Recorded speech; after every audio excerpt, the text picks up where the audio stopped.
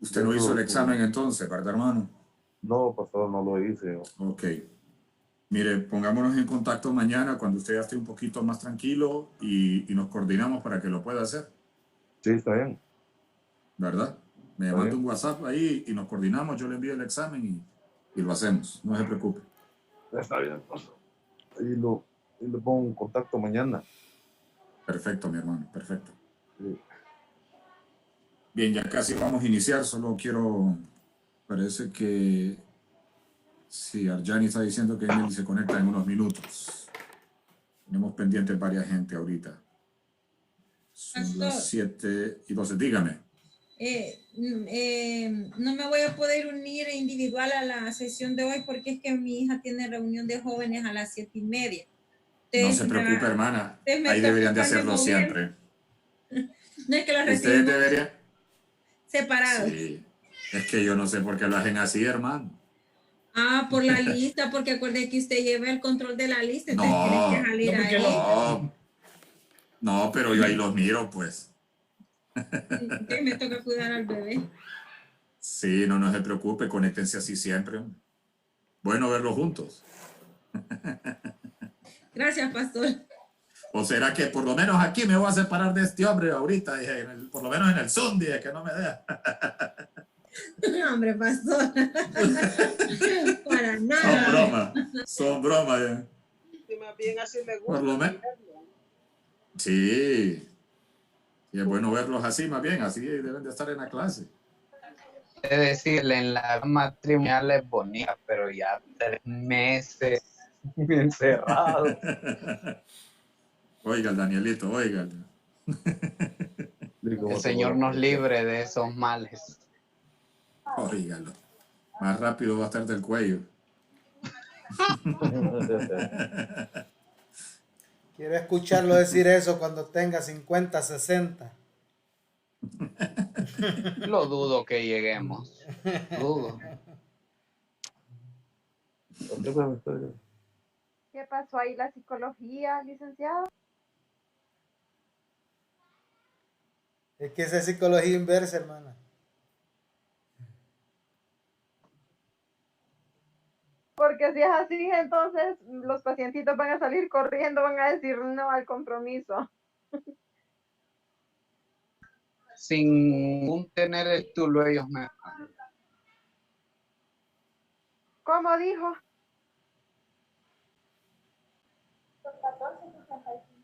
Está bien.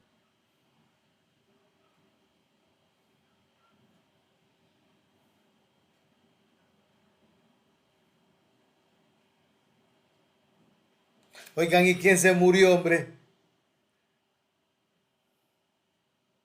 Pero ni el día del examen había tanto silencio, Dios mío. Sí, hombre, espérense que les dé el resultado para que... Eso no nos aflige, usted dijo que todos teníamos buenas notas. No, pues sí, todos tienen la nota que se ganaron, eso sí.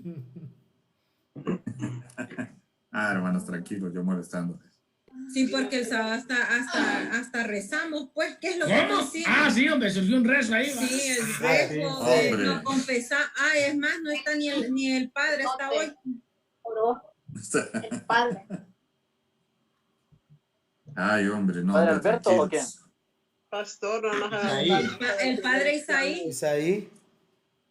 No, hermana, no se las he dado.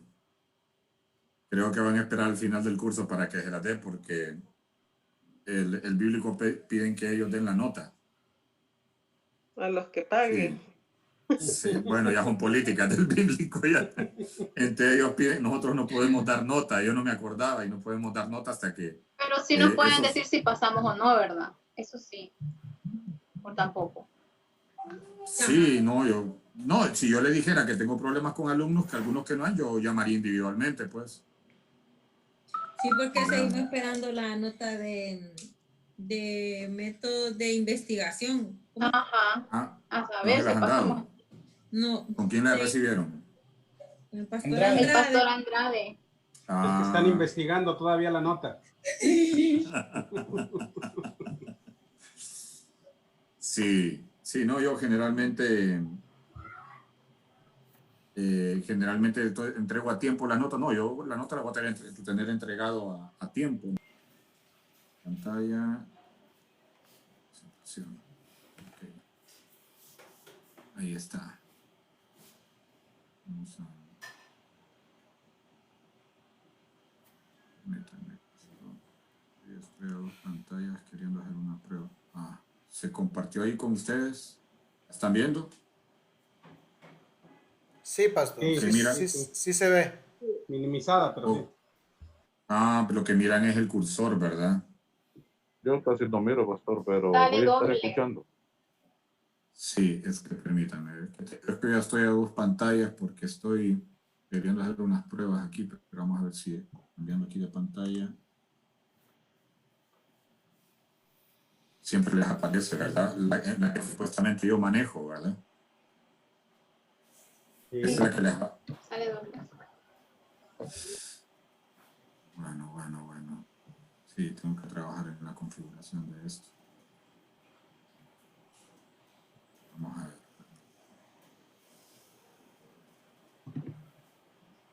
Permítanme un segundo. Mire, yo siempre con la tecnología que me atropella todo dar, ¿no? Cerré la diapositiva. Permítanme un segundo. Déjenme un ratito. Qué barbaridad. Impresiones. Datos.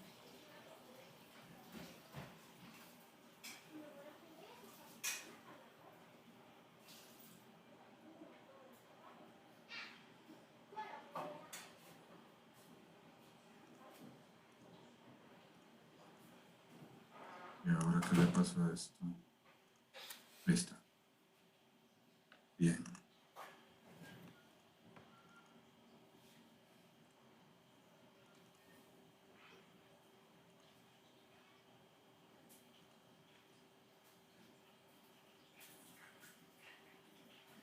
Bien, aquí les aparece minimizada, ¿verdad?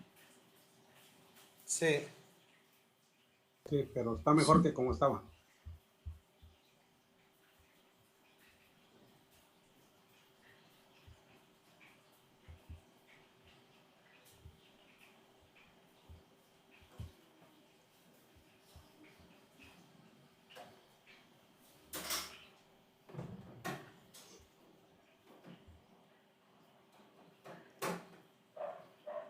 Muy bien. Estamos acá. Listos. Miramos la presentación ahí, ¿verdad? Ok, perfecto. Continuamos con la teoría de la santificación. Creo que esta la abordamos el sábado, siguiendo con el tema de soteriología. Vamos a tratar de abarcar todo lo que podamos hoy para poder cerrar con este tema y poder entrar en las siguientes horas el sábado con el tema de escatología ya de una vez. Bien, ¿quién me ayuda con esta primera diapositiva de la teoría de la santificación para que la vayamos abordando y la vayamos discutiendo? Pastor, ¿santificación o satisfacción? Dios mío, me la cambié esta cuestión. Gracias por la corrección. Está bien así, satisfacción, hermano. Así dice en el libro, pastor. Está bien, así satisfacción. es esa teoría. Satisfacción, sí. Yo la confundí entonces. Sí, tiene razón, así es. Correcto, así es. Perfecto. Vamos, ¿quién me ayuda con leer este fragmento que está en su libro texto? Claro. Amén. Sí. Teoría de la satisfacción. Anselmo, del 1033 a 1109, propuso una teoría que le dio forma a casi todo el pensamiento católico y protestante sobre el tema hasta el día de hoy, dirigido en parte a los judíos de sus tiempos, que negaban la verdad de la encarnación. Escribió su tratado Cur Deus Homo, ¿por qué Dios se hizo hombre? En él ofrecía una de las primeras teorías bien pensadas sobre la expiación, la que suele recibir el nombre de teoría de la satisfacción. Él decía que al pecar, los humanos insultan el honor del Dios infinito y soberano. El insulto a un soberano no puede pasar sin castigo y exige una satisfacción. Ahora bien, ¿Cómo podíamos nosotros lograr esto si el Dios soberano es al mismo tiempo infinito? A la vez, el amor de Dios clama a favor del pecador. ¿Cómo encontró su solución este evidente conflicto dentro de Dios? Nosotros cometemos el pecado y por tanto debemos dar una satisfacción. Sin embargo, puesto que solo Dios puede hacerlo y solo nosotros debemos hacerlo, solo un Dios hombre podía satisfacer el insulto al honor de Dios y pagar el precio infinito del perdón. Perfecto, hermana Pamela. Muy bien, entendemos bien lo que está hablando con el tema de la satisfacción a Dios. Comprendemos lo que está haciendo. Es el hecho de poder, de alguna manera, luego de que hemos insultado a Dios, según lo que dice la teoría, con nuestro pecado, nosotros tenemos que compensar de alguna manera eso. Ahora, ¿nosotros lo podíamos hacer? No. Entonces se tuvo que hacer Dios mismo hombre, ¿verdad? Para poder compensar eso, para poder satisfacer eso de alguna manera, ese agravio que habíamos hecho contra Dios. No hay mayor. Recuerden de que de cada teoría que nosotros estamos viendo, sacamos algunos argumentos que son válidos. En estas ahorita no encontramos mayor cosa, ¿verdad? Siempre en este tema de la teoría de la satisfacción. ¿Quién me ayuda con la siguiente diapositiva? Creo que es lo mismo. No, es diferente. Voy a tratar de leer solo que estoy del celular. Anselmo, 1033 a 1109. Propuso una teoría que le dio forma a casi todo el pensamiento católico y protestante sobre el tema. Es la misma. Es la misma, ¿verdad? Sí, es la misma. Se me repitió esa con otra. Pero no, tiene cosas diferentes. Es diferente. Es diferente. No, no es la misma, tiene diferente. Es diferente, sí. Ok, retomo. Bueno, hasta el día de hoy, dirigido en parte a los judíos de sus tiempos que negaban la verdad de la encarnación, escribió su tratado Cur Deus Homo, porque Dios se hizo hombre. En él ofrecía una de las primeras teorías bien pensadas sobre la expiación, la que suele recibir el nombre de teoría de la satisfacción. Él decía que al pecar, sí son igual, él decía que al pecar los humanos insultan al honor de Dios infinito y soberano. El insulto a un soberano no puede pasar sin castigo y exige una satisfacción. Sí, viene hablando casi lo mismo. Entonces, bueno, queda claro el tema la posición de Anselmo en este sentido, que de alguna manera teníamos que compensar, pero nosotros no podemos hacerlo, ¿verdad? En esa parte no, nosotros no podemos hacerlo, no podemos compensar, no podemos satisfacer. El único sacrificio que hizo esto fue Jesús, el mismo Dios. ¿Por qué? Ahora, ¿por qué Dios pedía un sacrificio? Porque para decir, desde el Antiguo Testamento él venía pidiendo como compensación de alguna manera sacrificios. De ahí sabemos que todo eso del Antiguo Testamento era una figura y de alguna manera estaba representando lo que Cristo iba a hacer en un futuro, ya en el Nuevo Testamento. Ahora, ese sacrificio y esa satisfacción era momentánea.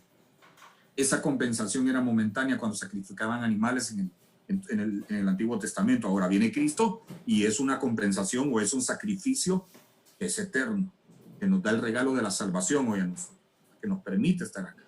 Es el sacrificio único del único Cordero absoluto en este sentido.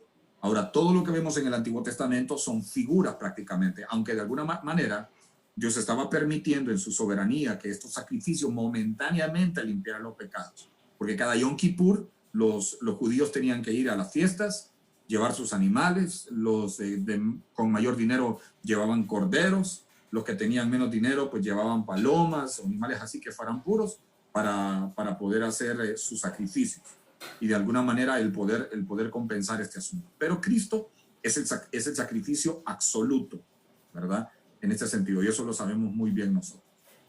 Bien, la teoría de la satisfacción tiene mucho que ver con mucho de una alegoría. Se centra en lo que exige Dios en la expiación y no en Satanás. Toma un punto de vista mucho más profundo en cuanto a la seriedad del pecado que de las teorías de la influencia moral y del rescate, porque propone una teoría de la satisfacción, una idea de que constituye una explicación más adecuada de los materiales bíblicos, más ruda que las otras teorías, ya que dice que de alguna manera nosotros tenemos que compensar, ¿verdad? La teoría del tema moral se valía solamente de que nosotros fuéramos buenas personas nada más, y con eso estábamos compensando, pero esta es ahora aún más profunda, ¿verdad? De ahí pueden surgir algunos movimientos como los sacerdotes que se flagelan malas interpretaciones de muchas posiciones, como la que ocurrió, yo lo he mencionado, tal vez con la de Juan Calvino, ¿verdad? Que muchos dicen que es un teólogo. Estos hipercalvinistas vienen a deformar la teología de este hombre. Ahora cito y digo lo que dicen algunos teólogos, ¿verdad? Pero eso es lo que ocurre con algunas de estas teorías. Bien, la teoría del gobierno, ¿quién me ayuda con esto? Sí, lo escuchamos, hermano. Si hay consultas pueden, como siempre, ¿verdad? Parar, consultar o opinar. Pero bien, vamos con esa teoría. La teoría del gobierno debe su origen a Hugo Grotius, 1583-1645, jurista, hombre de Estado y teólogo holandés. Este veía a Dios como el legislador que al mismo tiempo promulga y sostiene la ley en el universo. La ley es consecuencia de la voluntad de Dios y él tiene la libertad de alterarla o incluso abrogarla. La ley declara de manera inequívoca: el alma que perece morirá. El alma que pecare morirá. La justicia más estricta exige la muerte eterna de los pecadores. Bien, ¿qué opinan? Denle una leidita nuevamente si quieren. Les doy unos segundos y alguien me opina sobre esta posición de la teoría del gobierno. De Grotius. Léanlo tranquilo.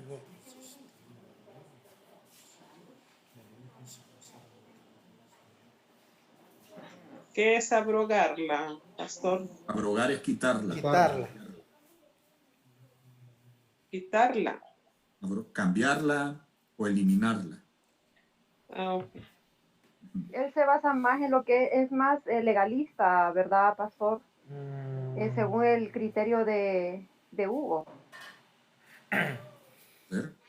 ¿Opinan los demás? Pues yo estoy totalmente de acuerdo con la teoría del gobierno desde el punto de vista de gobierno, ¿verdad? Porque es una ley que no incluye la misericordia, sino incluye una forma de regir, ¿verdad? Entonces, en todos los puntos que habla, estoy de acuerdo porque la vida misma sin gobierno es una vida a la deriva, como un barco sin timón en alta mar, entonces que necesita ser guiado. Y Dios estableció un gobierno desde que fundó el mundo, hablando de nuestro mundo secular, porque estableció leyes de la naturaleza, estableció leyes de la física, estableció leyes fuera de nuestra atmósfera y todo está regido por leyes. Si nosotros viviéramos sin leyes, fuera un desorden completo y nadie pudiese ni hacer ni ordenar hacer, porque cada quien hiciera. Imagínense un país sin leyes. Cada quien hiciera, fuera la ley del más fuerte y aún así siempre habría una ley, que es la ley del más fuerte. Entonces, desde que este señor dice que Dios es un legislador, porque Él ha legislado leyes, con la diferencia que tendríamos que ver que todas las leyes que ha legislado ha sido a beneficio de nosotros, ¿verdad? Porque sin la ley no hubiéramos conocido el pecado, pero aquellas cosas que no estaban de acuerdo para con Dios, tuvo que legislar ley para que conociéramos que no era correcto lo que estábamos haciendo. Lo que está marcado ahí, la ley es consecuencia de la voluntad de Dios, no es consecuencia, es una voluntad, pero no es consecuencia porque no es dependencia. De Dios no puede depender una ley, Él establece en su soberanía y las tuvo que establecer porque vio que el hombre se estaba desviando, ¿verdad? Entonces, no podría... Es eso, que la ley no es consecuencia de la voluntad de Dios. ¿Entiende bien el... O sea, no podría ser consecuencia porque la consecuencia viene después de un acto. Y Dios estableció la ley desde antes que el hombre existiera. Claro, acuérdese que de lo que está hablando es una posición teológica y no leyes humanas, ¿verdad? La posición no está hablando de leyes humanas, sino que está hablando de la ley Opino de aquí. Dios. Sí. Sí, no está hablando de leyes humanas, está hablando de la ley de Dios como tal. Bueno, entonces, pero cuando habla de la ley de Dios, ¿la generaliza el tema? Sí, O la enfoca directamente en la vida humana. Recuerde que son teólogos y es una posición teológica respecto al tema de soteriología, del tema de la salvación. Entonces, él está hablando de la ley de Dios como tal. Este es un teólogo del 1500 de la Iglesia Católica. Sí, ¿verdad? porque es allí donde yo no le veo el ángulo que quiere tocar, pastor. O sea, él lo pudo haber interpretado de una manera, yo lo puedo haber interpretado de otra, y miles de personas de diferentes maneras, porque habría que ver desde qué ángulo lo está viendo. Sí, Yo no logro captar el ángulo. Ok, la posición es clara. Tengo un hermano, el hermano Ariel López levantó la mano. Vamos a ver. Bueno, interesante. Bueno, es que estaba todavía como tratando de asimilar lo que dice, porque sí está bien desde el punto de vista de la soberanía de Dios. Dios es soberano y tiene la potestad de determinar lo que va a hacer y lo que no va a hacer. Pero al menos mi percepción, no sé si estoy interpretando una mala, en esta postura, da la perspectiva de que es un Dios cambiante, de que es un Dios que ahorita pongo esto y no funcionó, entonces ahora lo quito y voy a poner otra cosa. O sea, da esa apertura a entender de que Dios puede.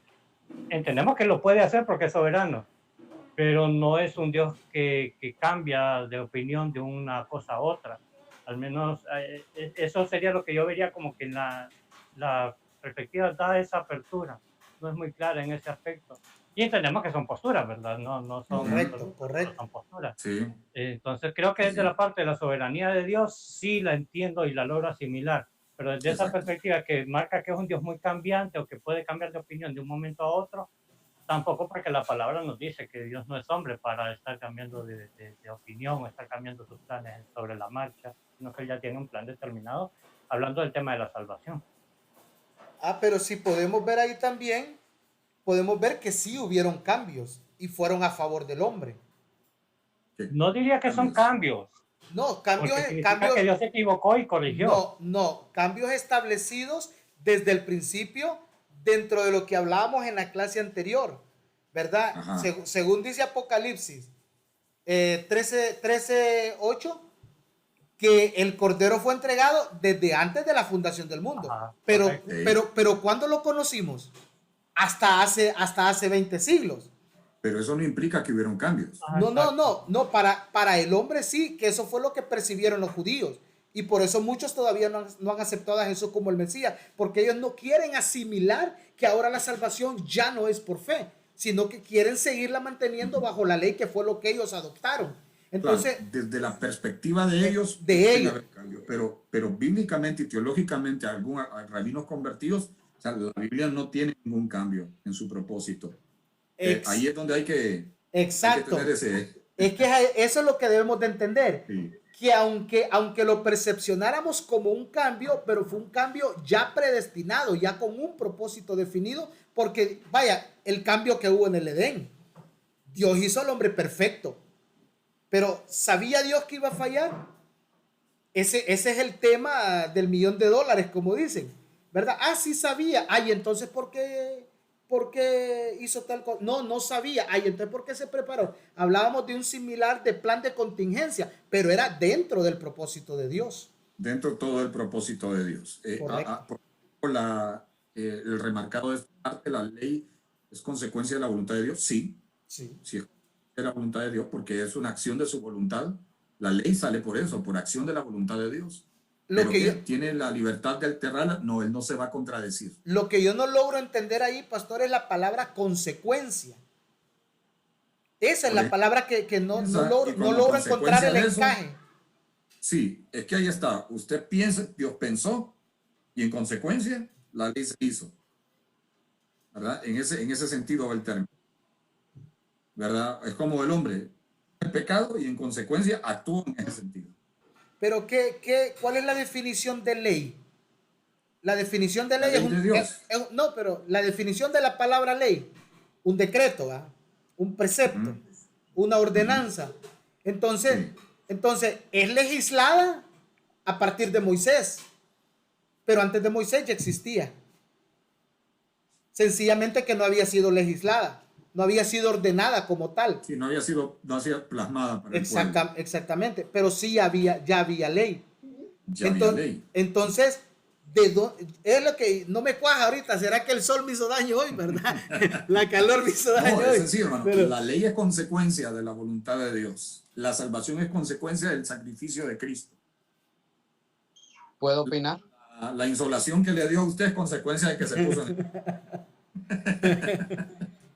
¿Me entiende? Pero bien, no está bien, hermano Felipe, está bien, perfecto. Pero permítame que hay dos hermanos que levantaron la mano, no sé quiénes son. Aquí yo, ya rato. Perfecto. Bien, pienso que Hugo Grotius, al mencionar el pasaje bíblico de ahí de Jeremías que dice que el alma que pecare, esa morirá, él mismo está haciendo un énfasis en que el anhelo de Dios o que Dios siempre ha estado dispuesto a hacer es a mantener el orden moral del universo. Y en eso estamos muy bien. En lo que difiero yo es en lo siguiente de su teoría, que él dice que los efectos de la muerte de Cristo no tienen implicación directa a nosotros, sino solo de manera secundaria. O sea, él dice que Cristo no murió en nuestro lugar, sino solo por nuestro bien. Y eso es contrario a la doctrina de la sustitución que nosotros creemos, de que él ocupó nuestro lugar. Sí, él se entregó como propiciación de nuestros pecados para expiarlos, pero ya en este sentido no apoyo la posición de él. Otra que, como decía Ariel, el propósito de Dios para el universo siempre ha estado basado en su inmutabilidad. Él no va a cambiar sus planes. Él no va a ver esto del coronavirus y va a decir, ay, no, ¿cómo se me salió esto de las manos? No, él no puede decirlo así, ¿verdad? Porque él ya tiene un plan establecido para la humanidad. Y a nosotros se nos hace difícil entenderlo por nuestra mente tan limitada, ¿verdad? ¿Quién más levantó la mano? Perfecto, Daniel. Excelente. Yo, pastor. Ok, hermano. Bueno, mire, yo por lo menos lo que he aprendido en esta clase es que hay que dedicarle tiempo a estudiar. Yo lo que veo aquí a simple vista en esta diapositiva, para mí no me suena nada raro en esta diapositiva. Por ejemplo, a mí me demuestra que Dios es soberano y que una de las leyes más fuertes para él, como es jurista, porque hay que ver la personalidad de él, es que el que peca morirá. ¿Por qué le comento esto? La situación es que cuando nosotros estudiamos bien a la persona, vemos realmente cuál es su teoría, cuál es la base. Por ejemplo, lo que usted comentaba hace rato de Calvino, yo honestamente nunca había leído así de lleno ni a Calvino ni a Arminio. Y sí, yo ahí viendo libros me di cuenta que es correcto lo que dicen varios teólogos. Ellos pusieron un fundamento, pero sí los alumnos, los que le siguieron, como que alteraron un poquito esa verdad. Entonces yo aquí lo que creo, y es que en ese tiempo peleaban mucho por la reforma. En esos años estaba fuerte la pelea de la reforma que inició ¿cómo se llama el católico que pegó la 95 tesis? Martín Lutero. Entonces había muchas posturas, pero yo lo que estoy viendo, esta es prácticamente muy parecida a la de Calvino, donde habla de la soberanía de Dios. Entonces, a mí me encantaría de repente leerlo, porque eso que dijo Daniel, yo no lo he visto, no he leído a este hombre, la teoría de él. Perfecto, hermano Alberto. Usted dijo algo clave al iniciar su participación. Es necesario leer el libro texto. Es necesario. Si leemos el libro texto nos damos cuenta, y lo voy a leer textualmente. Y dice el escritor que hace el análisis de esta posición de la teoría del gobierno de Grotius. Dice, y hace la pregunta, ¿de qué manera pudo mantener Dios el respeto por la ley y al mismo tiempo mostrar clemencia hacia los pecadores? Limitarse a los perdonados, como habría podido hacer, sería contrario al mantenimiento de la ley. Por eso lo hizo, no en base a apaciguar un principio de ira judicial en su naturaleza, sino en base a presentar la muerte de Cristo como ejemplo público de profundidad del pecado y de lo que Dios estaba dispuesto a hacer para mantener el orden moral en el universo. Entonces, Dios no podía abolir la ley, como lo dice Grotius acá, que él podía modificarla. Dios no modificó la ley. Dios lo que hizo fue un pago en consecuencia de ese pecado, cumpliendo lo que la misma ley dice, ¿verdad? ¿Y quién fue este pago absoluto? Fue Cristo. Era el único que podía pagar esa deuda. Ahora, él estaba contradiciendo, modificó la ley para eso. No lo hizo. Y mire lo que dice, por eso es importante que vayamos leyendo también el libro texto.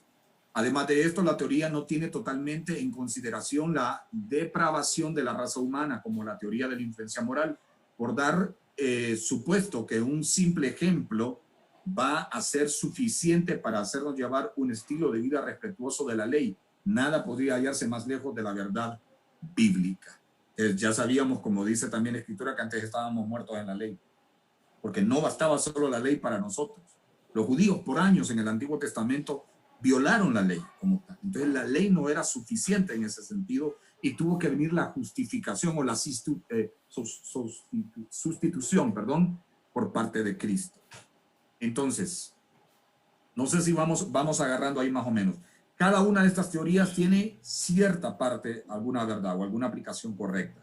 Algunas son extremas, como esta en el tema de la ley, ¿verdad? Que habla más bien de modificarla para de algún modo poder agradar. Yo espero que hayamos quedado claros en ese sentido. Los efectos de su muerte no tienen aplicación directa a nosotros, sino solo de manera secundaria, según lo que es la teoría, en que Cristo murió en nuestro lugar, sino por nuestro bien, como decía lo que estaba apuntando Daniel hace un poco, que ya lo estábamos mencionando y que estaba bien dicho ahí, ¿verdad? ¿Alguien levantó la mano?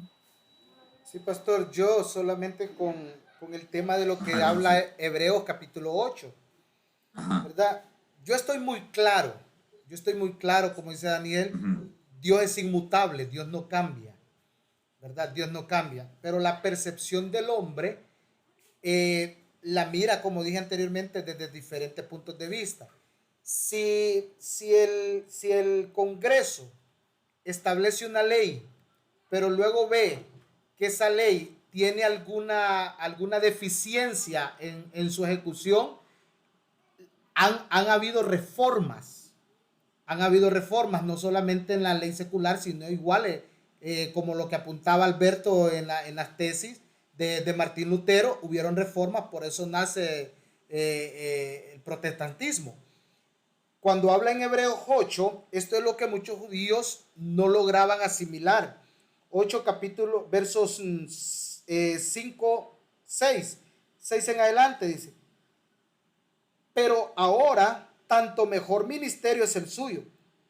Bueno, si es desde el 5, los cuales sirven a lo que es figura y sombra de las cosas celestiales, como se le advirtió a Moisés cuando iba a erigir el tabernáculo, diciéndole: mira, haz todas las cosas conforme al modelo que se te ha mostrado en el monte. Pero ahora, hay una producción de un cambio. Pero ahora, tanto mejor ministerio es el suyo, cuanto es mediador de un mejor pacto, hablando que había un pacto anterior que no estaba funcionando para la salvación general del ser humano, ¿verdad? Dios estaba viendo que a través del pacto anterior muchos se iban a perder. Entonces estaba la necesidad, claro, y ya la entendemos desde el principio. Pero ahora, tanto mejor ministerio el suyo, cuanto es mediador de un mejor pacto establecido sobre mejores promesas. Porque si aquel primero hubiera sido sin defecto, ciertamente no se hubiera procurado lugar para el segundo. Entonces podemos ver ahí que hay un cambio desde la mentalidad humana. Nosotros como estudiantes de la palabra entendemos y estamos claros que Dios es inmutable, que no cambia. Pero en la transición de la vida humana sí se tuvo que haber efectuado un cambio para asegurar la salvación de un pueblo gentil que somos nosotros. Y ese cambio puso la pauta a Jesucristo. Entendemos que Jesucristo es el cambio, si no siguiéramos bajo el mismo pacto. Entonces, la perspectiva que yo trato de ver es desde la vida, desde la mente humana, desde el ojo humano.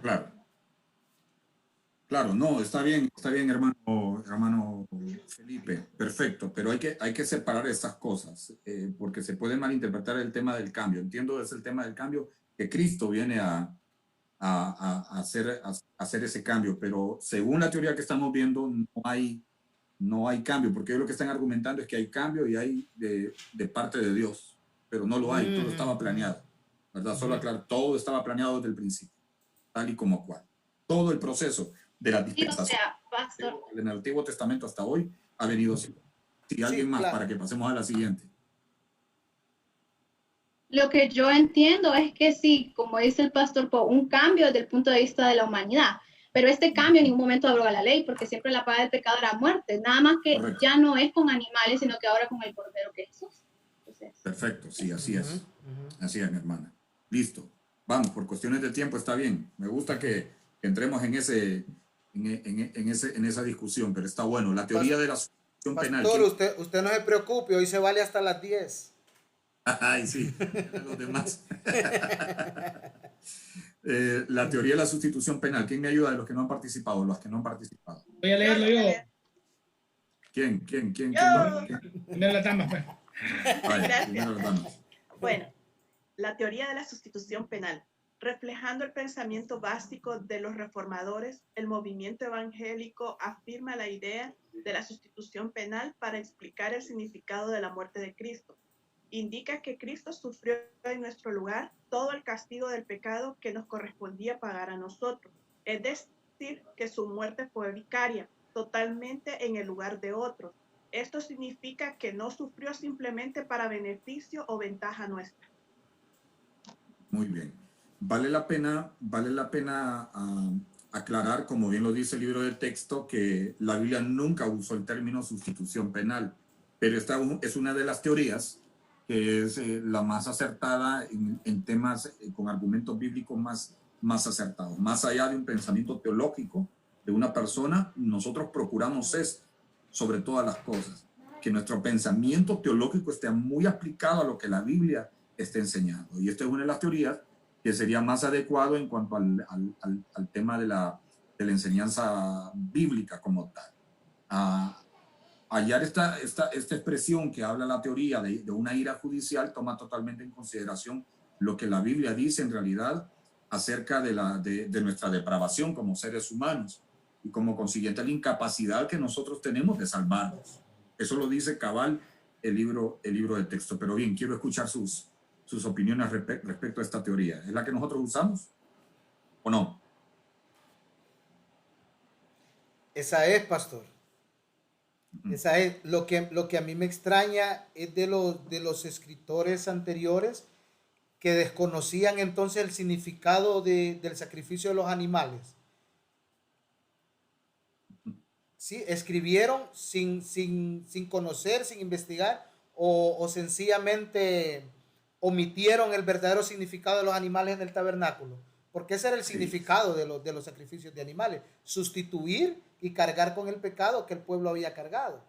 Que había, especialmente cuando el sacerdote entraba una vez al año, que todo el pueblo estaba a la expectativa esperando que el sacerdote saliera, ¿verdad? Para reconocer que había sido aceptado el sacrificio. Claro, sí. Bueno, eso no es de extrañarse, hermano Felipe. Esas posiciones las vemos hoy, radicales en algunos puntos de la Biblia. Lo vemos en la teología de la prosperidad, lo vemos en el tema místico también, que los movimientos judío-mesiánicos se mueven bastante en esto y que le dan mucho énfasis a esto, en hablar en hebreo, en darle los nombres a Dios que están en hebreo, que no podemos hablar en nuestro idioma, porque, bueno, entonces son posiciones radicales en ciertos aspectos, ¿verdad? Y ese es el problema, y es lo mismo que se daba con las teorías anteriores, ¿verdad? No es de extrañarse de ver eso en aquel tiempo, y claro, ahora se da también, ¿verdad? ¿Quién más? Me llama mucho la atención ahí donde dice que Cristo quería manifestarse como un salvador y mostrar su amor hacia la humanidad, pero decía él que su padre estaba airado contra el hombre por todo el pecado. Y es muy cierto, porque Salmo 7:11 lo dice: Jehová está airado contra el impío todos los días. Eso está claro, ¿verdad?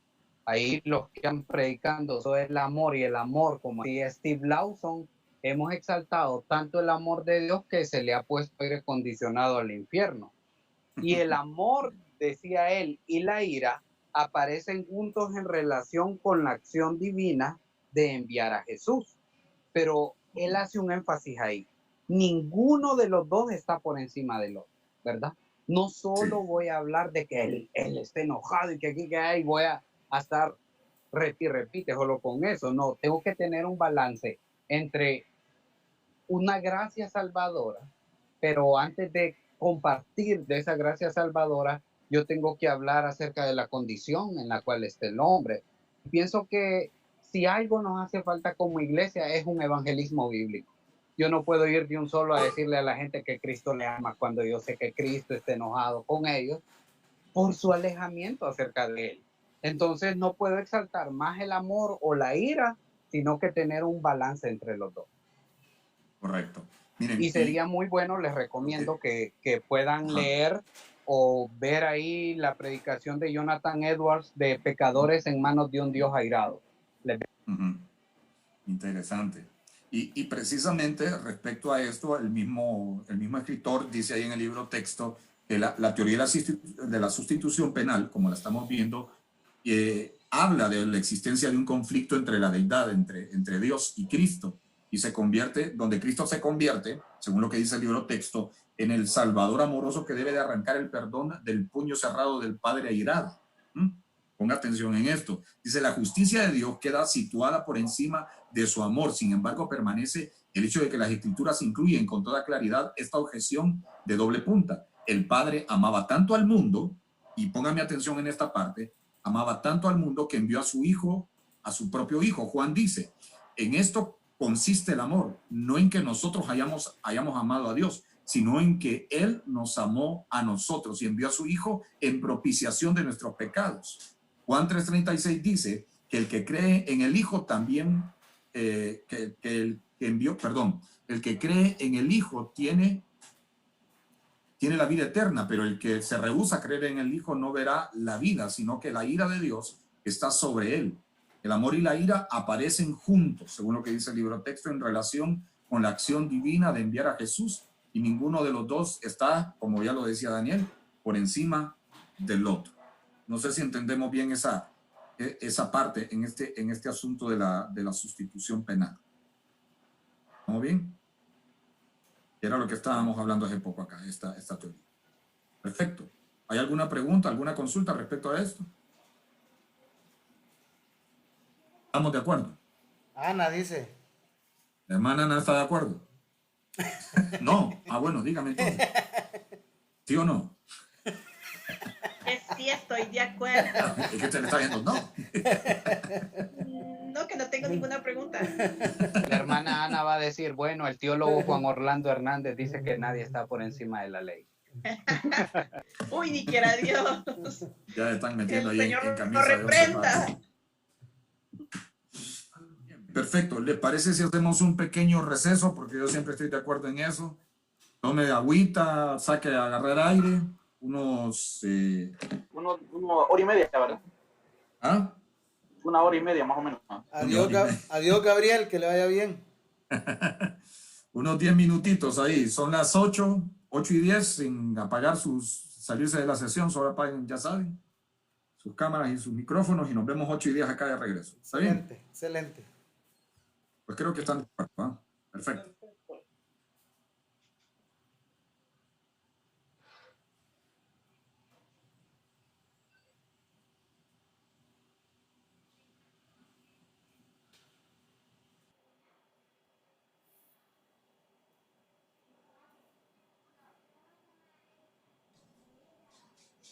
Listo, comandante.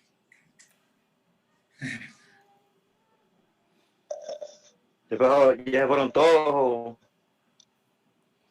Ya rato terminó la clase, Johnny. Nosotros platicando, es que estamos aquí. Ya terminó el receso. La clase. La clase terminó. No. No inventen. Ahí está. De aquí estoy viendo. Y para mí es que vienen empezando, más bien. Empezando para usted, nosotros ya vamos a terminar. Para vos viene empezando, yo hace rato estoy conectada. En la segunda tanda. La vocé Yo desde hace ratito estoy conectada. Dígame. es que hasta ahorita se acaba de estabilizar un poco el internet. O sea, que todo lo que dijeron anteriormente no escuché casi nada. Solo estaban dando la nota del examen. No, hombre, y pasaría yo ahí. No, ahí está el pastor, pregúntele, yo no sé. ¿Le da caso, hermano Johnny? Casualmente la nota de Johnny, mi hermano. Bueno, Johnny. Bueno, lo miro alegre, creo que pasamos todos. No, Johnny. Nosotros, los que nos reímos, somos que pasamos. Johnny, usted no escuchó usted no escuchó que lo mencionaron. No escuché nada. Ah, no, si no lo mencionaron, entonces se quedó. Yo creo que ustedes tienen que volver a arrepentirse porque me están mintiendo. ¿Se pierde o no se pierde, Johnny? ¿Ah? Se La pierde. clase la puede perder. No, también. La clase vas a perder, Gabriel. Hermanos, es que aunque pierdan esta clase, la salvación no se pierde. Amén, amén. Y la puede Eso nos recuperar decía también. con la monografía. El pastor Andrade eso nos decía con la monografía. Pastor, hablando de todo un poco, fíjate que yo tengo esa gran incógnita, fíjese. ¿Qué incógnita tiene usted, mi hermano? Cuéntame. Bueno, una de las tantas, va. Ajá. Que porque en una clase nos dicen que no se pierde y en otra clase nos dicen que sí se pierde. Ah, perdón. Que sí se... Ay, Hablando de la salvación, sí. La salvación no la clase. Hablando de la salvación, bueno. Dígame para ir a hablar con el hermano. ¿Cuál es la postura de las asambleas de Dios, pastor?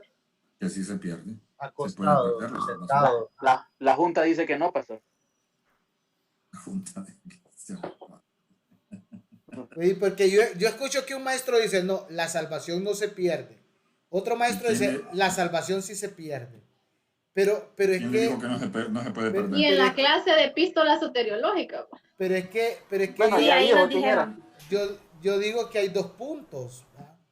Hay dos puntos. Si se habla de se pierde la salvación como regalo de Dios o se pierde la salvación como obtención en la persona. Es que ahí es válido la alegoría o aquella ilustración que yo les hacía que la salvación es un barco, ¿va? Donde todos nos subimos. No se Entonces va. el barco está dado, ¿va? No se pierde. El barco ahí está, la salvación Sí. ahí está, el regalo ahí está. Sí. Nosotros nos salimos de ahí, ¿verdad? Exacto. Entonces quienes nos perdemos es Pero nosotros. sí podemos perder la salvación. Podemos dejar de ser salvos al bajarnos. Exacto. Podemos perderla. Pablo lo dice. Pues Pablo dice, ¿cómo he de descuidar este regalo tan grande? Estoy parafraseando. El hombre está diciendo, se puede perder. Si no, entonces... Sí, porque hay quienes que creen que desde que su nombre se escribió en el libro de la vida no puede ser borrado. Y sí puede Sí, ser. la predestinación también, que es otro problema. Peligro también. Es que yo digo que ahí la confusión, pastor, entra en que nosotros pensamos de que Dios, de que por parte de Él, no, ya no te doy la salvación. No es así, sino que nosotros la perdemos desde el momento en que nosotros dejamos de hacer y cumplir su voluntad. Nos apartamos de... Bueno, Pero yo creo... ahí me cuentan en secreto cuál fue el maestro que les dijo eso. No, yo creo que aquí también el problema está en que el que se preocupa tanto por eso, ¿por qué será? Bueno. Porque ya la perdió. Bueno. Bien, excelente, interesante tema.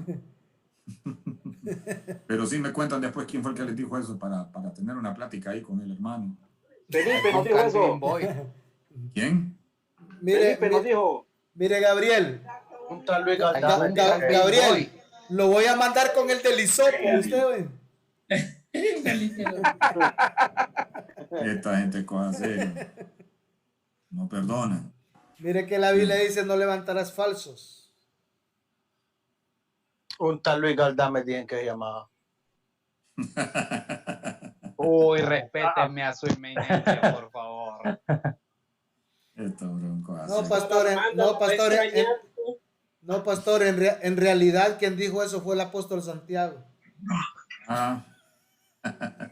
Más vale que no fue en el bíblico, ya me tenía preocupado. Maestro del bíblico, dicen, de especialidades. Es el Eminencia. tutor de Summer. No, es el líder de Daniel. No, es el líder de por favor, Summer, Cali. Él lo ha de ahí dicho. se reparten a Santiago, ahí no se preocupen, para todos hay. Van a llevar juego, ¿ves? Sí, y de paso que ore por ustedes también. Perfecto, perfecto. Vamos entonces a entrar en lleno con el tema de la salvación para cerrar esto ya y entrar a escatología este sábado. Bien, el libro texto dice bien claro y lo dice así: el Señor Jesucristo por su muerte expiatoria compró la salvación del hombre. Y hace la pregunta: ¿de qué manera esta salvación aplicada por Dios y recibida por el hombre y verificada en la experiencia? ¿Cómo se logra? El verificar en la experiencia. Las verdades relacionadas con la aplicación de la salvación pueden reunirse en tres grupos. Y aquí pongan atención: la justificación, la regeneración y la santificación. Las verdades relacionadas con la aceptación de la salvación de parte del hombre pueden reunirse en esos grupos y también en otros, hablando del arrepentimiento, de la fe y de la obediencia como tal. Pastor, lo está mostrando en diapositiva porque no ha cambiado, ¿verdad? No, eso okay. lo estoy mostrando en diapositiva. Okay. Eso es lo que yo tengo más o menos remarcado, que es más o menos una breve introducción del asunto. Pero bien, entramos en detalle un poquito más bosquejeado. La naturaleza de la salvación. Entonces entramos en el tema de que justificación por el juez, regeneración y adopción por el Padre, y la santificación por el Santo. Ahora, la justificación por el juez es un término judicial y legal, como ya lo conocemos nosotros. Eso nos recuerda, como dice el libro texto, las escenas de los tribunales de justicia. El hombre es el culpable ante Dios y está siendo condenado, pero recibe la absolución y se declara justo. En otras palabras, es justificado.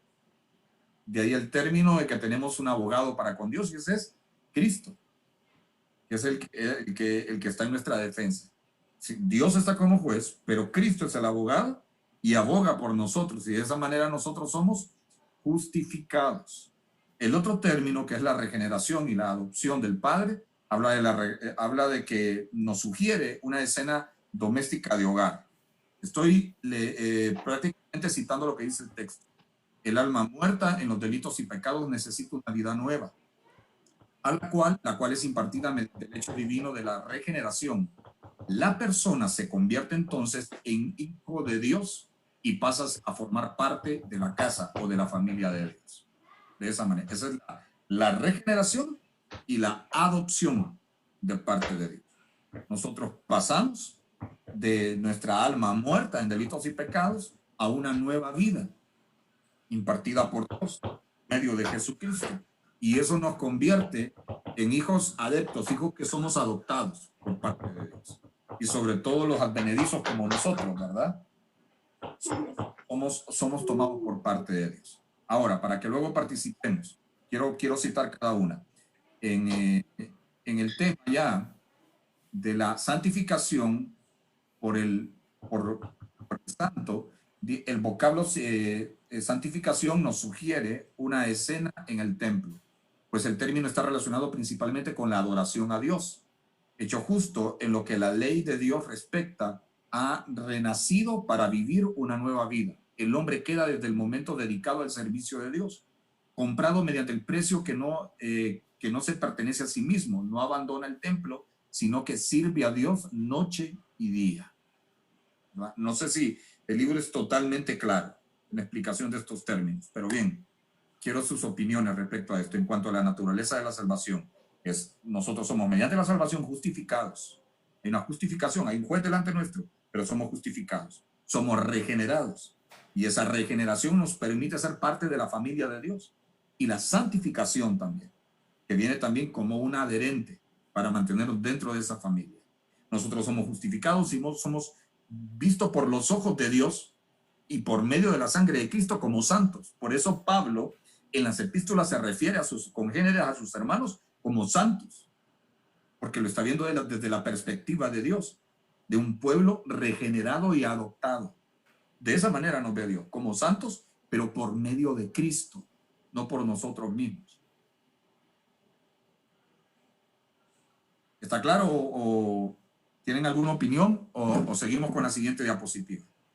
Yo solo difiero en una parte de ahí del material. Ajá, a ver, Daniel. Porque dice ahí respecto a la santificación por el santo, el hombre salvado es entonces aquel que ha cancelado su deuda con Dios. Yo no puedo cancelar la deuda. Quien la canceló fue Jesús, al decir consumado es. Sí. Pero sí comparto lo siguiente que dice que ha ajustado sus cuentas con él, ¿verdad? Cuando venga. Yo creo que a eso es lo que se refiere, Daniel, en realidad. Sí. Ok, perfecto. Sí, sí, porque a veces he encontrado errorcitos en los libros textos también, de cierta idea que no voy a compartirlo y refiere a eso. Sí. Muy bien. Hay que considerar creo también que tal vez que cuando dice Daniel que ha sido cancelado es porque realmente Cristo pagó nuestra deuda de pecado en la cruz. Creo que por eso es que yo lo entiendo. No, tomen en cuenta otra cosa usted a la hora de leer libros pasados del inglés al español. Como el español es tan rico en su connotación, ¿verdad? Hay términos que nosotros los vamos a entender desde nuestra perspectiva. Entonces, por eso a veces vamos a encontrar un poquito confuso algunas cosas. Es por las traducciones, depende de qué tan buena sea la traducción que nosotros tengamos, ¿verdad? Entonces, por ahí va, como decía la hermana Gisela, creo yo, el libro texto en ese sentido. ¿Alguien más? Perfecto, Daniel. Vale la pena una consulta. Sí. También yo creo que agrega la parte de Cristo se convierte en un estándar de vida para el creyente. Entonces eleva el estilo de vida, no solamente una religiosidad externa, sino también a algo que nace del corazón. Por eso creo que la Biblia dice, aquel que vive en santidad, pues santifíquese todavía más. Y miren precisamente lo que dice Isaí, el libro texto dice, la salvación es tanto objetiva, o sea, eso es externo, como lo es subjetivo, o sea, interno. O sea, esos cambios se ven afuera, que es objetivamente, y se ven subjetivamente también en el interior de la persona. Ese nuevo nivel, ese nuevo estándar, como dice el pastor Isaí, que Dios nos presenta a través de Jesús, es el que nosotros tenemos que seguir y se tienen que reflejar en nuestro exterior y en nuestro interior también, ¿verdad? Porque por ahí mucha posición liviana de la iglesia evangélica de este siglo a veces, y sobre todo en países anglosajones, donde pues usted mira a una persona cristiana y no la difiere de una persona que no es cristiana. Ahora no le digo que usted va a andar con sotana, ¿verdad? Cuando usted es cristiano, pero de alguna manera Dios en su presencia empieza a regular por esa regeneración algunos aspectos en su vida. Por eso Pablo llega al punto, y a mí me encanta, en un sermón hace poco yo estaba compartiendo eso, él estimó por basura todo. O sea, era tanta la valía de Cristo para él, tanto el efecto regenerativo que Cristo había hecho en la vida de él, que él no le importaba nada más, no le importaba el exterior, no le importaban las demás cosas, para él no le importaron. Él decía, pues ustedes lo saben, prefiero no comer carne si acaso voy a hacer caer a mis hermanos. Mejor no como carne de chancho, me evito los chicharrones, pues, que a algunos nos haría bien. Tomar el ejemplo de Pablo, ¿verdad? Dejar los chicharroncitos en esta época de cuarentena. Y disculpe. Isaí, ¿te hablan? Mis perritos están revueltos. No sé por Nadie qué. te juzgue por comida, ni bebida, ni días de fiesta. Pastor, una consulta. Ajá, dígame, hermano. ¿Qué es regeneración? Ya lo vamos a ver. Sí, es que quiero hacer el tema. Quiero hacer un énfasis entre esas tres palabras ahí. Regeneración, adopción y santificación. Sí. ¿Verdad? Cuando la escritura dice que no podemos acercarnos al Padre sin santidad. Ajá. Pero tenemos como punto B que ya tenemos una adopción. Y en una adopción ya hay una cercanía entre padre e hijo. Sí. Entonces, lo que trato de entender es si está bien la secuencia de regeneración, adopción. Ajá. No lo mire en esa secuencia. Ajá. La definición de los términos. No lo mire en esa secuencia. O sea, lo hablamos, ¿Es que tienen lo hablamos relación ahí. los tres, pastor? ¿No será que tienen relación los tres? No necesariamente, porque como es el pastor, no viéndolo en una secuencia, porque si lo viéramos en una secuencia tendríamos que cambiar ahí entre los Sí. 3 puntos, ¿va? Pero tenemos regeneración y adopción como un solo punto B, ¿verdad? Pero sí, ya usted me Sí. dijo no, que no lo mire en ese punto. Sí, ya entiendo yo que, Sí, sí. que lo mire solamente como efecto de lo que significa la regeneración Exacto, y la está adopción. hablando de la naturaleza de la Ujú. salvación como tal, que considera todos estos elementos. Correcto. Justificación, ¿verdad? Por medio de Cristo y con un juez delante que es Dios. La regeneración que nos permite entrar en adopción cuando somos nuevas criaturas. Y la santificación como tal, ¿verdad? Pero bien, perfecto, vamos avanzando para no sacarlos tan tarde y podamos cerrar el tema. Las condiciones de la salvación. A ver, yo me imagino que algunos tienen el libro texto ahí y lo han leído. A ver si me ayudan para que no sea un monólogo aquí tampoco, porque quiero evitar eso. En cuanto al tema de las condiciones de la salvación, son arrepentimiento, son fe y conversión. A ver quién me ayuda a ir explicando esto, según lo que ustedes ya leyeron. ¿Tienen a mano? ¿Alguien lo tiene a mano? Si gusta, le ayudo, pastor. Ok, perfecto, hermana Vanessa. Ok. Un viajero se da cuenta que se ha equivocado de tren.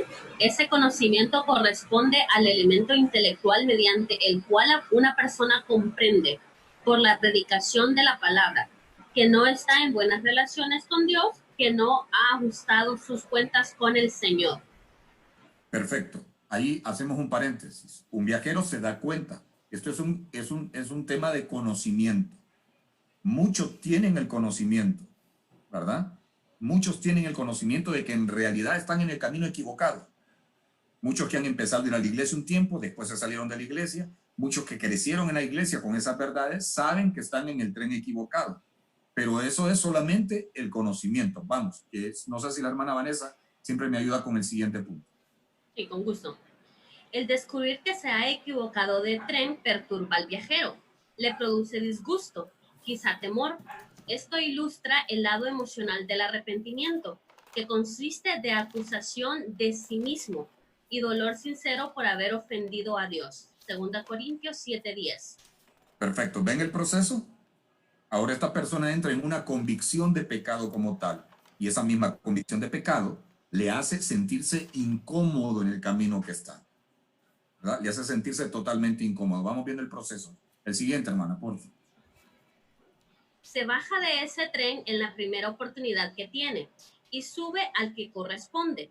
Esto ilustra el aspecto práctico del arrepentimiento, que encierra el volver en la dirección de Dios.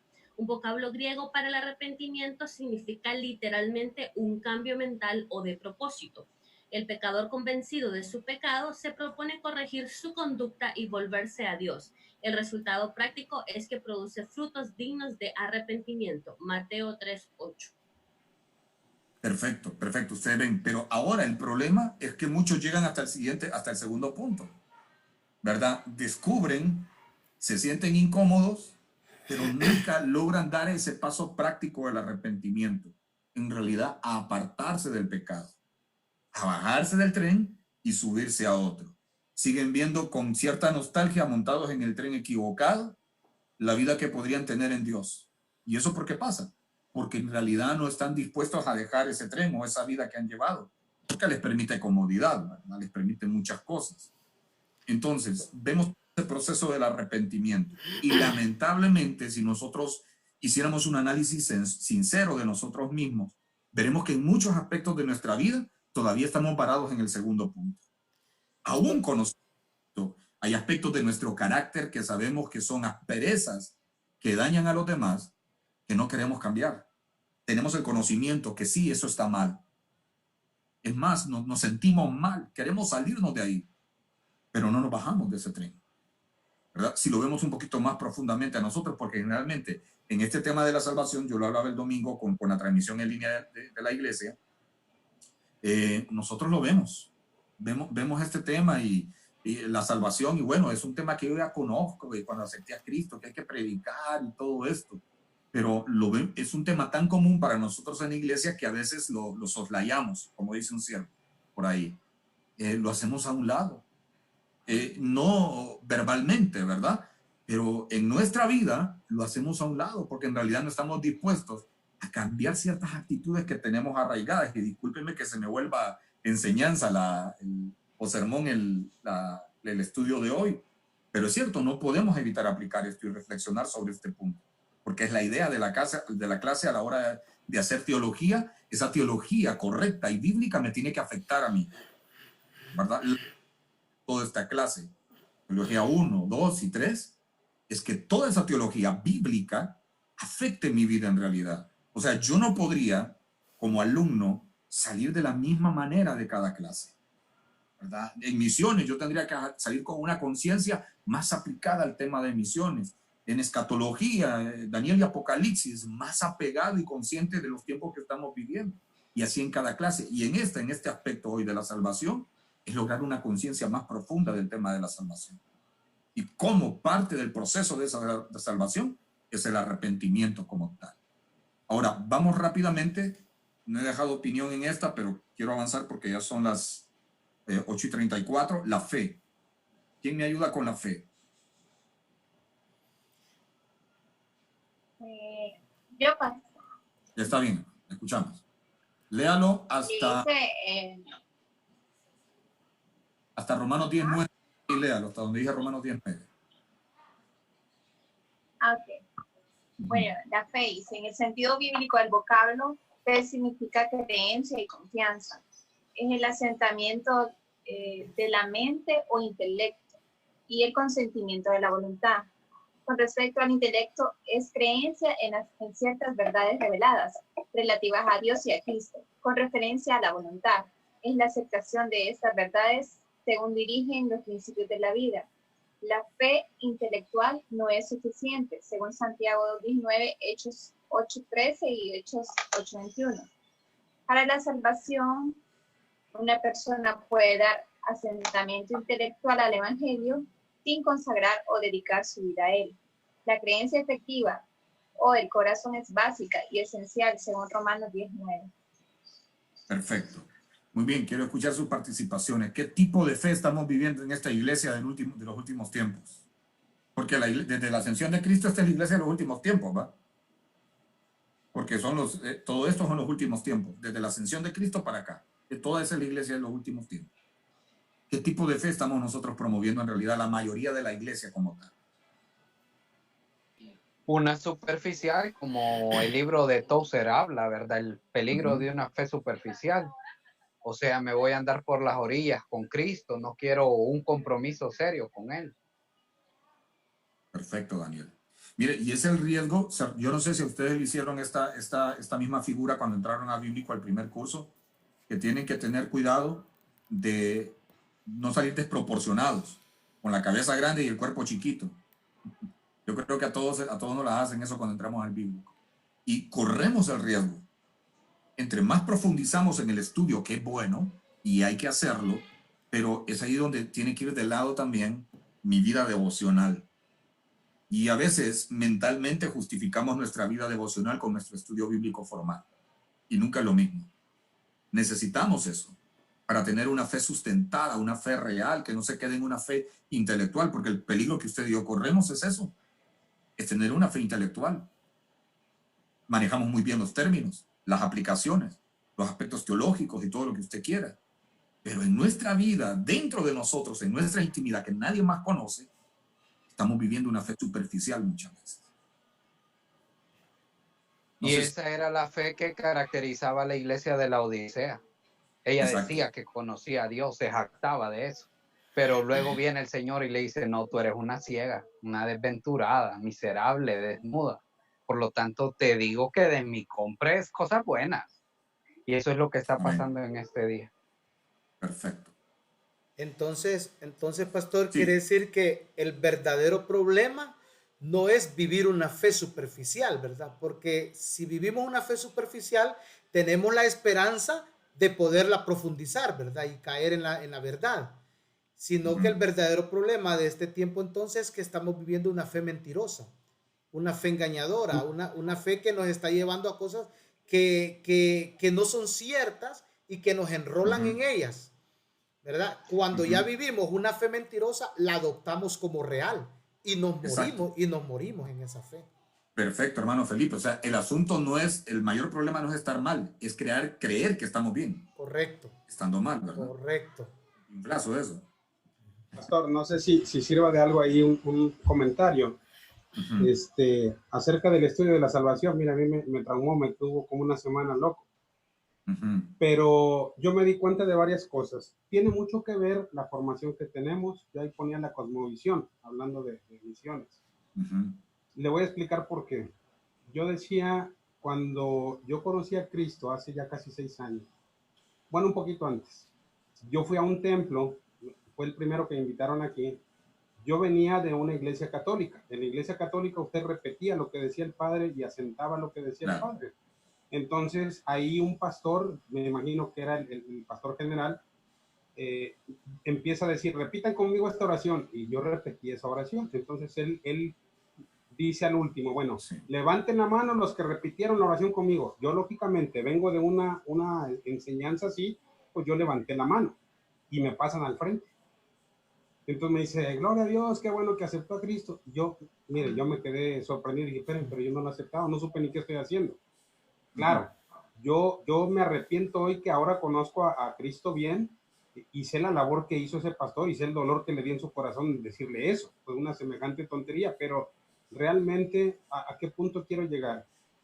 Que a veces por generar números, por generar resultados, cometemos muchos errores como ese. Si yo hubiera aceptado a Cristo en ese tiempo, yo lógicamente nunca había tenido mi salvación porque no fue de corazón, no fue de fe. Fue simplemente por un impulso, fue simplemente por no sentirme mal. Ahora, gracias a Dios, para mí mi mayor bendición y ventaja es conocer a Cristo. O sea, yo lo he dicho siempre, si a mí me va muy bien en el bíblico, gloria a Dios. Si me va mal, pues gloria a Dios también. Yo lo que quiero es conocerlo, pero porque realmente amo eso. Por eso cuando hablamos de la salvación, yo no concibo el perderla, porque si se supone que yo conozco bien a Jesucristo, si yo tomé bien esa decisión, si me discipularon, si me enseñaron bien, o sea, mi conversión fue real, no fue por emoción. Entonces, no sé cuántos pueden caer en ese error que yo iba a cometer y por eso hoy están tan valientes con la salvación. Perfecto. Bien, hermanos. No, perfecto, hermano Alberto. Muy acertado. Si me miran viendo para arriba es porque los tengo aquí en el monitor arriba. No crean que estoy viendo al cielo. Yo pensé que le estaba hablando Dios. Sí, si me miran es que en realidad los estoy viendo. Yo dije, está viendo el reloj. Ya va a terminar al fin, dice. Bien, perfecto. El tema de la conversión es práctico, ¿verdad? No tenemos que perdernos. En su significado más simple, la conversión es apartarse del pecado y acudir a Dios. Eso es todo. Es apartarse del pecado y acudir a Dios. Eso es. Y si ustedes leen el resto del texto sobre la explicación de la conversión en nuestro libro, pues van a ver eso. Estas son las condiciones para el tema de la salvación. Un arrepentimiento, una fe verdadera y una conversión genuina. Es apartarnos del pecado y acercarnos a Dios realmente. De eso se trata. Toda esa parte, perdón, pastor, toda esa parte Sí. la encontramos exactamente en Mateo 15 con la historia del hijo pródigo. Así es, correcto. Así es. La hermana Gisela Pinto levantó la mano. Sí, pastor, solo Ya no es Huawei, ya le puso consulta Gisela. va para todos. Ya no es Huawei. Una consulta. Vean, por ejemplo, si una persona en su lecho de agonía está en el hospital y nosotros hacemos pues la oración de fe, de arrepentimiento, en ese lapso, esta persona llega a pasar las 3 condiciones de arrepentimiento, fe y conversión, que ya está el momento del hecho de muerte, pastor. En ese proceso, ¿cuánto tiempo le tomaría a esta persona pasar todas estas 3 etapas, por decirlo así? Mire, yo personalmente, yo creo que una persona que tiene una conversión, bueno, este es el ejemplo en la cruz, pues. El mayor ejemplo es en la cruz con el ladrón. Esa persona tuvo una conversión genuina. ¿Cuál fue la ventaja del ladrón? Que no tuvo todo el resto de la vida para encontrarse en el problema a ver si la sostenía o no. ¿Verdad? Fue la suerte del ladrón. En ese sentido no tuvo que pasar todo ese proceso. Pero sí puede, ¿verdad? Y el mayor ejemplo está en la Escritura, como ya le decía, en ese ejemplo del ladrón en la cruz. Perfecto. Bien, vamos entonces a la siguiente diapositiva es la justificación, hablando siempre del tema de la salvación, el tercer elemento. La naturaleza de la justificación, vamos a ver si lo vamos abordando rápidamente, tiene varios aspectos. La naturaleza de la justificación, que es la absolución divina, la necesidad de la justificación, que es la condenación del hombre, la fuente de justificación, que es la gracia como tal, que es el regalo de Dios, y la base de la justificación, que es la justicia de Cristo. El medio de justificación, ¿cuál es? Es la fe que nosotros tenemos. Pero bien, para ir entendiendo un poco más, sí, ¿quién me ayuda con la primera? Con la primera parte que habla el libro de texto, hasta el punto donde está Romanos 1:17. ¿Quién me ayuda a leer? Ya vamos a terminar, no se preocupen.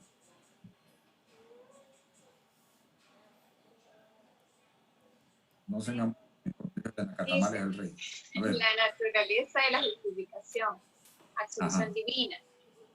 El vocablo justificar es un término judicial que significa absolver, declarar justo o pronunciar sentencia favorable de aceptación. La palabra se toma de las relaciones jurídicas. En efecto, el culpable comparece ante Dios, el juez justo, pero en cambio una sentencia de condenación recibe la absolución. El vocablo justificación o justicia significa un estado de aceptación al cual uno entra por la fe.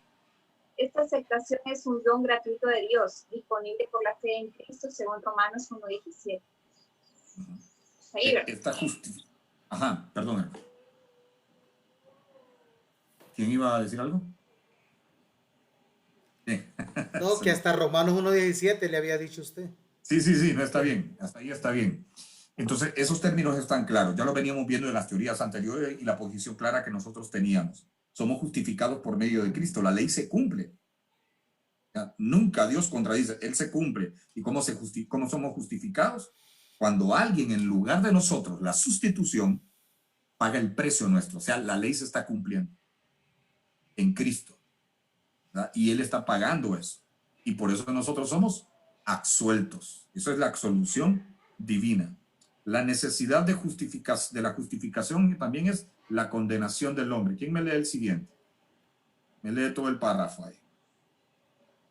Hasta el punto que dice relaciones con Dios. En buenas relaciones con Dios. Punto B. Yo se lo leo. Ok, hermano Sana. Ok, Job hizo la siguiente pregunta. ¿Y cómo se justificará el hombre con Dios? Job 9, versículo 2. ¿Qué es menester que yo haga para ser salvo? Dijo el carcelero de Filipos. Ambos hombres expresaron una de las preguntas de mayor trascendencia que se puede preguntar. ¿De qué manera puede el hombre cancelar su deuda con Dios y estar seguro de que ha sido aprobado por el Hacedor? La respuesta a la pregunta se encuentra en el Nuevo Testamento, especialmente en la epístola a los Romanos, la que presenta el plan de salvación en forma detallada y sistemática.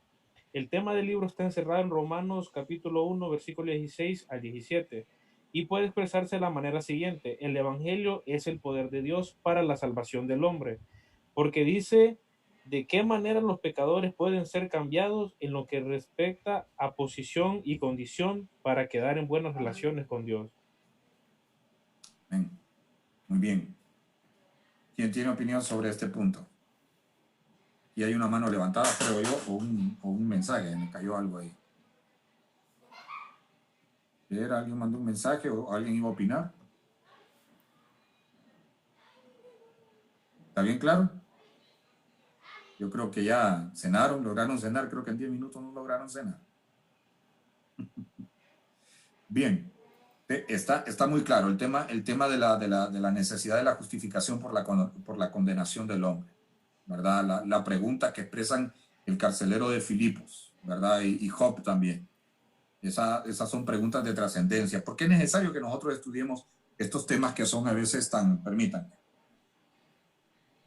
Disculpen que se me había caído el mouse.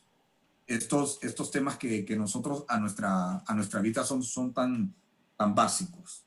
Porque para conocer un billete falso, tiene que conocer bien el verdadero.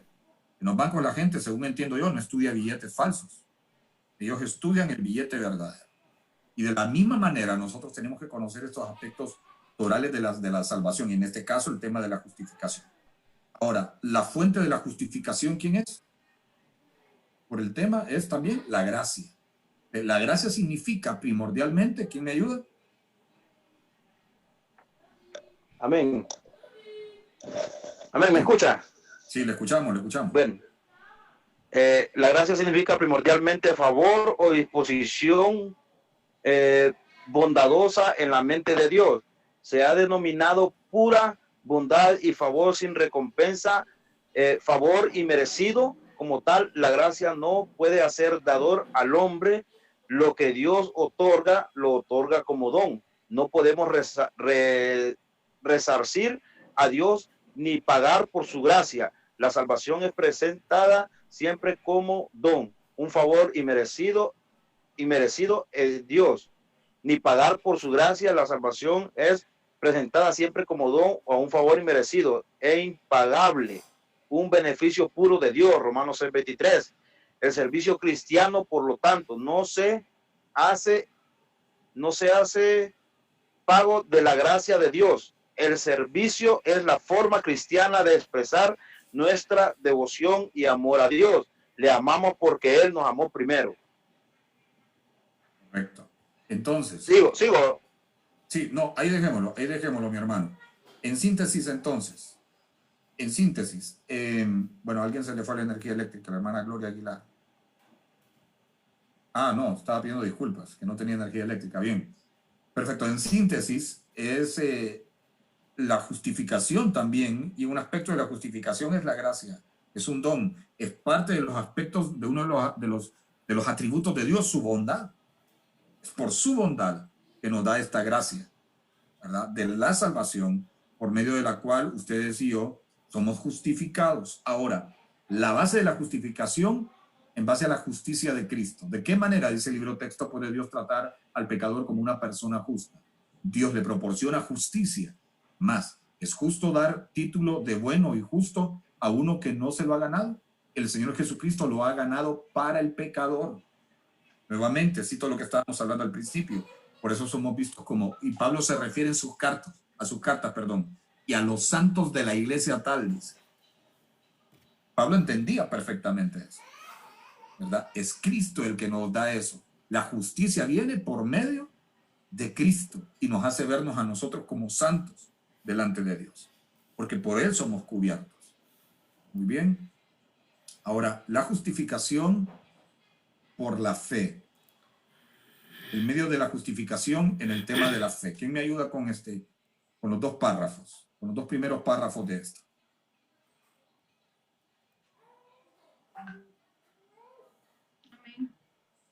Amén.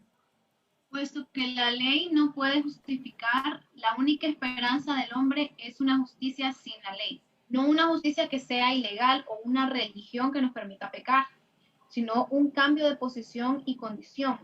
Esta es la justicia de Dios, es decir, una justicia que Dios imparte y es un don porque el hombre carece de la capacidad de producirla o llevarla a cabo. Efesios 2:8-10. Empero, un don debe ser aceptado. ¿De qué manera entonces es aceptado el don de justicia? O, hablando en lenguaje teológico, ¿cuál es el instrumento por medio del cual el hombre se adueña de la justicia de Cristo? Por la fe de Cristo. La fe es la mano, por así decirlo, que toma o recibe lo que Dios ofrece. El que esa fe es el agente de la justificación, lo veremos por los siguientes pasajes: Romanos 3:22, 4:11, 9:30, Hebreos 11:7, Filipenses 3:9. Perfecto. Y sigue ampliando ahí el libro texto en ese sentido, pero en esencia, entonces, la justificación viene por la fe también, y la fe en Cristo. Eso es, la ley no se ha abolido, decía Cristo, ¿verdad? Yo he venido más bien a que se cumpla, y se cumplió en él la ley. O sea, él fue puesto como cordero y la ley se cumple como sacrificio único. Otro aspecto de la justificación importante es la fe en Cristo. Muy bien, vamos con la última parte, con el tema de la regeneración, que el hermano Felipe lo estuvo mencionando en el tiempo anterior de las otras diapositivas. Entonces, la regeneración tiene varios aspectos: la naturaleza de la regeneración, la necesidad de la regeneración, los medios de la regeneración y los efectos de la regeneración. Pero quiero tocar esto un poco más ampliamente, el tema de la regeneración, y yo siento ahorita que no vamos a lograrlo abordar como se debe. No quiero correr. Les voy a dedicar la primera hora del sábado a este tema de la regeneración, y así cerramos con el tema de cristología. Los primeros minutos antes del receso del sábado, del primer receso, vamos a abordar esto para poderlo ver más tranquilos, porque ya a esta hora ya algunos ya estamos divagando, ¿verdad? Entonces no Otro día quiero- esta semana, pastor. ¿Ah? Ay, que no andemos el sábado, sí. O sea, porque el tema de escatología es bien amplio, ¿verdad? Yo lo digo que otro día esta semana. Lo abordamos. ¿Cómo están ustedes? Yo la secundo. Miércoles o jueves. Ah, que lo miremos otro día. Sí, para que, Sí, otro para día. que el sábado arranquemos en lleno con escatología. Ahora, ¿y los demás qué dicen? Porque ahí tiene que ser el concepto. Si ustedes dicen, está Con, bien. Si no, con pues... uno que no pueda es suficiente.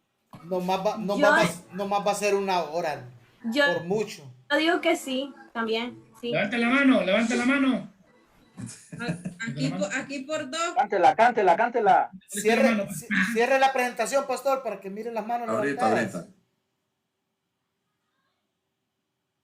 No veo. Yo tampoco Yo veo. solo puedo el jueves, en lo personal. Martes, miércoles no puedo, pero pues es mayoría. Sí, No, pero estaría bueno el jueves, no importa. sí, el Lo problema es importante es que yo estoy Vanessa en no se una- la pierda. en una capacitación en Zoom también. Ah, pero ¿y usted, pastor, qué día es el que puede usted? Sí, yo podría o bien el miércoles o el viernes. Ah, pero el viernes ustedes están en viernes clase. tenemos clases. No, pues el viernes no podemos. A las 7:30. Después de las 7:30, ¿Cuándo? El el viernes. viernes. Después de las Ah, pero 7:30. va a ser muy pesado para ustedes. Sí, Acuérdense porque que el si sábado- vienen de una clase, irían conmigo y al siguiente día me miran la cara otra vez. Entonces, es mejor que haga falta, que no me quieran ver, hombre. No, pues Me pongo a pensar en ustedes, yo. el miércoles a las 4 de la mañana. Otra vez, dicen ustedes. El miércoles a las 4 de la mañana, entonces. En forma de intercesión, entonces, hermano. Tal vez así. Sí, miren, no, yo creo que podemos, esa última parte del tema de cristología no nos va a llevar mucho tiempo. Pastor, ¿y por qué no hacemos una cosa entonces como sugerencia? Ajá. Como único sábado, ¿por qué no arrancamos a las 7 la clase? Como único sábado, para que No saquemos tengo problema, pero- para que saquemos esa hora de provecho, pues encerrar esta clase también. Ya miré a algunos haciéndole. Pidámosle al pastor Arlen que nos dé media hora de la clase de él. No. ¿Cómo creen? No, miren, el sábado lo podemos abordar perfectamente en la primera parte. Lo que vamos a hacer es iniciar puntualmente, porque ustedes saben que por el hecho de estar, y yo empiezo a veces 8:15, 8:20 a veces. Nada de recreo. Pastor, entonces Comiencen con lo que estén. No, entonces Sí. habría otra cuestión de que para no correr en escatología, entonces quedaríamos con el compromiso de que al terminar la fecha normal de clases, pudiéramos continuar quizás una clase más en el transcurso de la semana. Pues. Ah, sí, Sí. también, pastor, así como hicimos hoy. Sí. Sí, también. Porque Sí, porque las- en lo personal, pastor, yo he estado deseando como agua de mayo la clase de escatología. sí, yo me imagino, mire hermano, el asunto es que saldría mejor que en la semana, por ejemplo, este sábado empezamos escatología Ajá, y en esta hacer una clase, porque ustedes entran a clase nuevamente, creo que es el 12 de junio, Pero Bueno. Cristo igual viene el viernes. tener como una semana entre pudiéramos periodos. pudiéramos hacerlo como O hoy. sea, no pues. tienen vacación. Pudiéramos hacerlo como hoy, pastor, ver la clase de Podría ser escatología el podríamos sábado hacer y volverla a tomar el lunes Puede otra ser vez. el otro lunes. correcto. Sí, Lunes. miren, Ujú. sí, entonces, el sábado a las 8 en punto, procuremos estar antes, por ahí a las 8 en punto con los que estén, para terminar este tema. Y de ahí entramos al tema de escatología, porque no quiero, yo sé que algunos tienen diferente, pues, y por ejemplo, una de las hermanas me dijo que estaba trabajando ahorita, al mismo tiempo estaba con la clase. Yo quiero entender eso también, pues, entonces, esa parte tenemos que tratar de... Y yo le doy gracias, les agradezco a todos ustedes la disposición de haber estado hoy en la clase, de verdad, de haber hecho este tiempo. Yo sé que es su tiempo de estar, tal vez estar cenando, estar con la familia ahí, aunque a algunos les miro la cara de que ya no, mucho tiempo con la familia. Pero no, hemos disfrutado, yo creo que disfrutamos el tiempo con la familia todos. Melvin no eso quiero piensa respetar eso. yo. No, es que hermano Melvin, ahí nomás lo agarran de... Le tiene apretada la mano ahorita la hermana Helen ahí.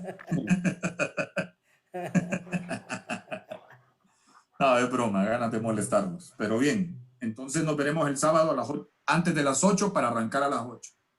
Perfecto. Pastor, Bueno, mire, vamos a ve, usar el mismo link. ponga el inicio de sesión, póngalo a las 7:50. Ajá. Como están diciendo en el chat, para agarrar esos 10 minutos de charla que siempre tenemos. Para no molestar. Para que a las 8 en punto con arranque. la hermana Vanessa, la que nos hace el favor de prestarnos el perfil. Dice que sí, dice. Minutos antes. Perfecto, perfecto. A ver quién Y a las 8 en punto arrancamos. Excelente. Perfecto, mis hermanos y hermanas, nuevamente a todos gracias, que tengan un buen provecho ahí.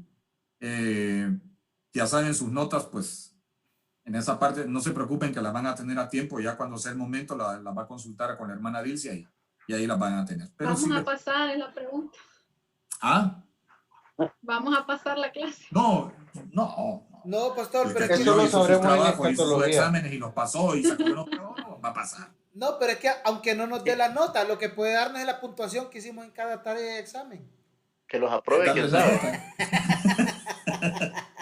No, yo si tuviera problemas con alguien en cuestión de evaluación, yo hablaría personalmente.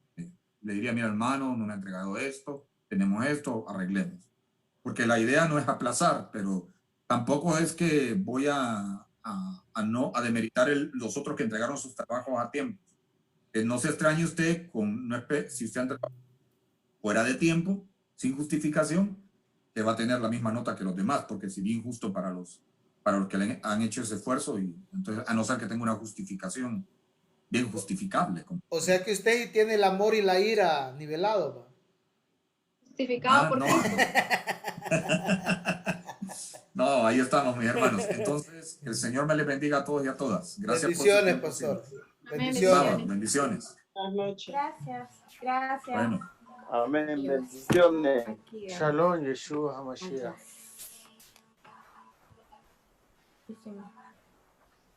Ya terminamos. Ya terminamos. Sálganse.